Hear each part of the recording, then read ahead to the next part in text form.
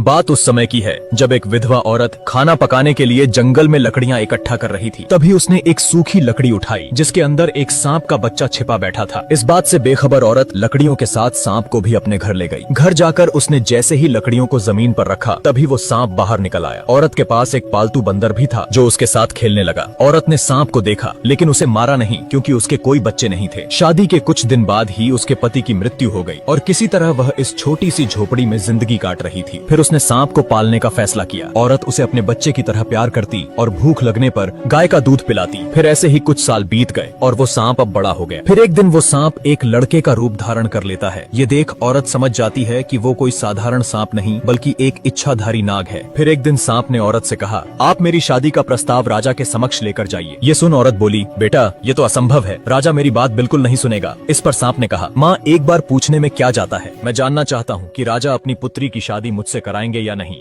औरत बोली, ठीक है बेटा, मैं कल जाऊंगी। फिर अगले दिन वो महल की तरफ निकल पड़ी। थोड़ी देर चलने के बाद औरत महल पहुंच गई। जैसे ही उसने अंदर जाने का प्रयास किया तभी द्वारपालों ने उसे रोकते हुए कहा, आपको अंदर जाने की अनुमति नहीं है। जब तक राजा का आदेश नहीं होता कोई भी व्यक्ति महल के अंदर नहीं जा सकता। औरत बोली, बेटा राजा से बहुत जरूरी बात करनी है, कृपया करके मुझे जाने दें। उसके बार बार आग्रह करने पर द्वारपालों ने उसे महल के अंदर जाने दिया। औरत राजा के पास गई और कहा, मैं अपने बेटे के लिए आपकी पुत्री का हाथ मांगने आई हूँ और मैं ये भी पहले ही सुनिश्चित कर देती हूँ कि मेरा बेटा एक सांप है महाराज। ये सुनते ही राजा क्रोधित हो उठा। फिर सैनिकों ने औरत को घसीटते हुए ले जाकर महल से बाहर फेंक दिया। फिर वह दर्द के मारे कराहने लगी क्योंकि उसका एक हाथ टूट गया था। अब वो खुद को संभालते हुए किसी तरह घर लौटी और सांप बेटे को महल में हुई घटना के बारे में बताया। फिर उसने कहा, माँ तुम अपने हाथ की चिंता मत करो। तभी उसने मणि प्रकट की और बोला, मेरी माँ का हाथ अभी ठीक हो जाए। इतना कहते ही औरत का टूटा हुआ हाथ बिल्कुल पहले जैसा ठीक हो गया। सांप ने अगले दिन भी औरत को महल भेजा। इस बार भी राजा के सिपाही उसे महल से बाहर फेंक देते हैं। वो फिर एक बार जलील होकर और शरीर पर चोट लिए वापस घर लौट जाती है। इस बार भी सांप बेटे ने उसे ठीक कर दिया और एक बार फिर से औरत को महल जाकर राजा से शादी की बात करने के लिए कहा। वो घबरा गई और बोली, बेटे मैं बार बार जलील होने नहीं जा सकती और साथ ही मार पड़ती है सो अलग। माँ बस ये आखिरी बार आप चले जाइए, इसके बाद मैं दोबारा नहीं बोलूंगा जाने को। औरत फिर से एक बार राजा से कहती है, महाराज यहाँ आना मेरी मजबूरी है, बस आखिरी बार मैं आपसे पूछ रही हूँ, क्या राजकुमारी की शादी मेरे सांप बेटे से कराएंगे? फिर राजा ने कुछ देर विचार किया और मुस्कुराते हुए बोला, अगर राजकुमारी को ले जाना है तो अपने बेटे से कह देना, आज से ठीक 2 दिन बाद तुम्हारी झोपड़ी की जगह वहाँ एक विशाल महल होना चाहिए जो हमारे महल से साफ नजर आए और उस महल के सामने 1000 हाथी और 400 घोड़े हमारे स्वागत के लिए खड़े होने चाहिए। राजा की बात सुन वो हैरान रह गई। इस बार सैनिकों ने उसे इज्जत से जाने दिया। इस बात की खुशी औरत के चेहरे पर साफ दिख रही थी। घर जाकर उसने बेटे से कहा, महल और हाथी घोड़े की बात कर रहा था राजा। माँ बस इतनी सी इच्छा है राजा की, ये तो बहुत आसान है, तुम चिंता मत करो, कल सुबह ही इंतजाम हो जाएगा। फिर आधी रात को सांप घर से बाहर निकला और मणि हाथ में लेकर बोला, मेरी ये छोटी सी झोपड़ी एक विशाल महल में बदल जाए और महल के सामने 1000 हाथी सहित 400 घोड़े मेरी सेवा में उपस्थित हो जाएं। इतना बोलते ही जगमगाता हुआ स्वर्ण से बना महल झोपड़ी की जगह खड़ा हो गया और 1000 हाथी सहित 400 घोड़े भी स्वागत के लिए तैयार थे। फिर अगली सुबह राजा को उसकी पत्नी जगाते हुए बोली, उठिए चलकर देखिए बाहर क्या हो रहा है। उसने बाहर जाकर देखा तो स्वर्ग जैसा महल उसके ठीक सामने नजर आ रहा था, जिसे देख राजा की आंखें फटी की फटी रह गईं और उसने अपनी पत्नी से कहा, असंभव, अविश्वसनीय, ये कैसे हो सकता है? रातों रात कोई महल कैसे बनकर तैयार हो गया? क्या ये मेरी आंखों का धोखा तो नहीं? पत्नी बोली, राजन ये कोई आंखों का धोखा नहीं, अपितु एक असली महल हमारे सामने नजर आ रहा है। फिर राजा जोर जोर से रोने लगा और अपनी पत्नी को उस घटना के बारे में बताया। यह सुन पत्नी भी रोने लगी क्योंकि वचन के मुताबिक अब उनकी इकलौती पुत्री को सांप से शादी करनी होगी। दूसरी तरफ सांप तैयार होकर राजकुमारी से शादी करने के लिए घर से निकल पड़ा और साथ ही हाथी घोड़े की बारात भी पीछे पीछे चल रही थी। राजकुमारी ने भी बिना चेहरा देखे उससे शादी कर ली। फिर राजा ने भारी मन से अपनी बेटी को विदा किया। फिर जैसे ही वो अपनी पत्नी को देखने के लिए कमरे में दाखिल होता है कि तभी उसका आधा शरीर सांप जैसा देख राजकुमारी घबरा गई और चिल्लाते हुए बाहर की तरफ भागी। फिर चारों तरफ एक दिव्य रोशनी का प्रकाश फैल गया और सांप रूप बदलकर अपने वास्तविक शरीर को धारण कर लेता है, जो कि एक बेहद ही सुंदर युवक लग रहा था। इस रूप में राजकुमारी सांप को देखकर हैरान रह गई। फिर उसने राजकुमारी से कहा, अभी जो हुआ इस घटना को तुम्हें गुप्त रखना है, ये किसी को मत बताना कि रात को मैं मनुष्य का रूप धारण कर सकता हूँ। फिर राजकुमारी ने इसका कारण पूछा। मुझे श्राप मिला है और उसके मुताबिक मेरी पत्नी ने अगर किसी को मेरी सच्चाई बता दी तो मुझे किसी अज्ञात जगह पर कैद कर दिया जाएगा और मैं इस संसार से हमेशा के लिए गायब हो जाऊंगा। राजकुमारी सहमति जताते हुए कहती है, ठीक है, मैं ये बात किसी को नहीं कहूंगी, मगर मैं तुम्हें किस नाम से पुकारूं? देव,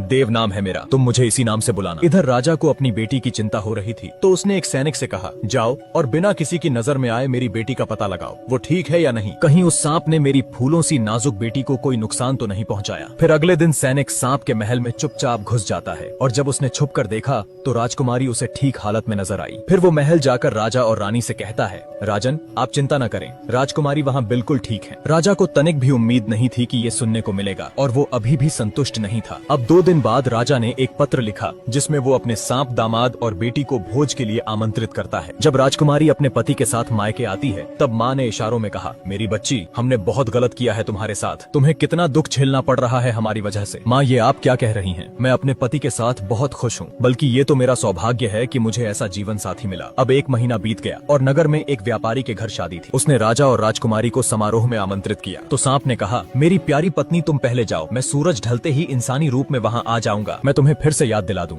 ये बात किसी से कहना नहीं कि मैं दिन में सांप और रात में एक मनुष्य का रूप ले सकता हूँ, इस बात का ध्यान रहे, नहीं तो तुम्हें पता है कि इसका अंजाम क्या होगा मेरे साथ। पति के कहे अनुसार राजकुमारी उस भव्य समारोह में अकेले ही चली जाती है। अब सूरज ढलते ही सांप ने अपना रूप बदला और वह भी निकल पड़ा। फिर जैसे ही वो समारोह में पहुंचता है उसके चेहरे का तेज देखकर लोगों की आंखें खुली की खुली रह गईं। सबके मन में बस एक ही विचार चल रहा था कि इतना सुंदर युवक आखिर कौन है। इधर राजकुमारी बैठी अपने पति को देख रही थी कि तभी उसकी माँ वहाँ आकर बोली, बेटी तुमने देखा ना कितना सुंदर युवक है। सबकी निगाहें बस उसी पर टिकी हैं। काश दामाद जी सांप ना होकर ऐसा ही कोई सुंदर युवक होते। माँ की बात उसे कांटे की तरह चुभी और क्रोधित होकर राजकुमारी बोली, माँ